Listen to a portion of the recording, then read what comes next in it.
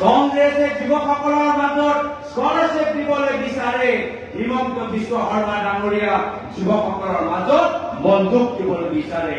এতিয়া সিদ্ধান্ত বিদ্যাৰ অঞ্চলৰ ৰাইজে ল'ব লাগিব, গড়েশ্বৰ অঞ্চলৰ ৰাইজে ল'ব লাগিব যে আপোনালোকে কি বিচাৰে, নৱপ্ৰজন্মৰ হাতত স্কলাৰশ্বিপ থকাটো বা নৱপ্ৰজন্মৰ হাতত বন্দুক থকাটো।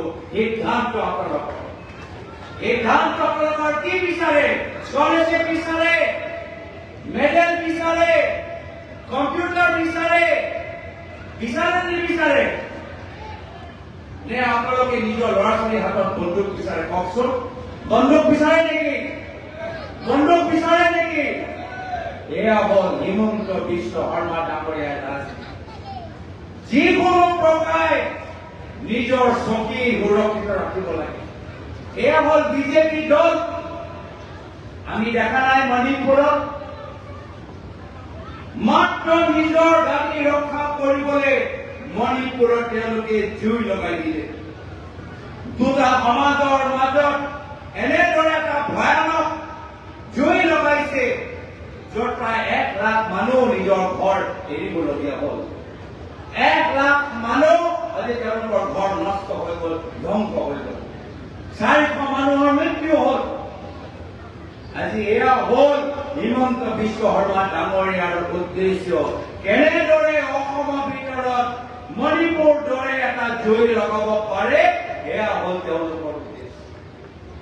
আৰু সেইকাৰণে যদি হিমন্ত বিশ্ব শৰ্মা ডাঙৰীয়াৰ যদি এই সাম্প্ৰদায়িক ৰাজনীতি, এই ব্যক্তিগত স্বাৰ্থ থকা ৰাজনীতি যদি কোনোবাই বাধা দিব পাৰে, এয়া হ'ল আমাৰ কংগ্ৰেছ পাৰ্টি।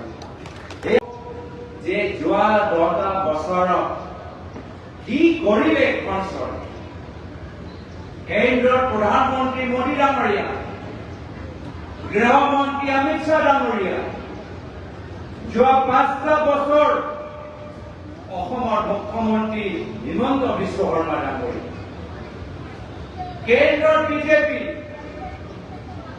ৰাজ্যৰ বিজেপি 10টা বছৰ কি কৰিলে তাৰ হিচাপ বিজেপি দল আপোনালোকক দিব লাগে।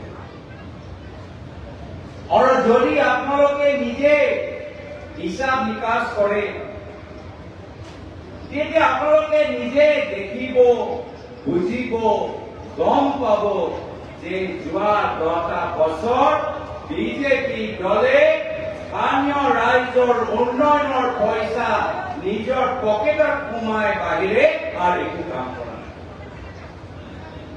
আজি আপোনালোকৰ সন্মুখৰ আছে স্কিম পাব লাগিছে, মূল ৰাস্তাবোৰ আজি হৈ যাব লাগিছে, পইচা ঢেৰ পায়।